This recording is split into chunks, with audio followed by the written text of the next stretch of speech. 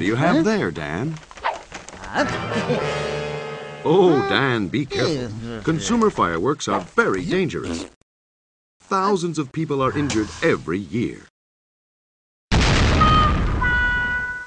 Going to try again, eh? Look, Dan, wouldn't it be safer to just watch professional displays of fireworks at the park or on TV?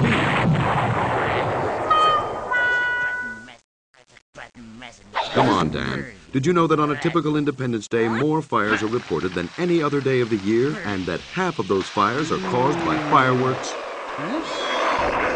Life isn't a cartoon. Don't use consumer fireworks. It's not worth the risk. Learn more about it at nfpa.org.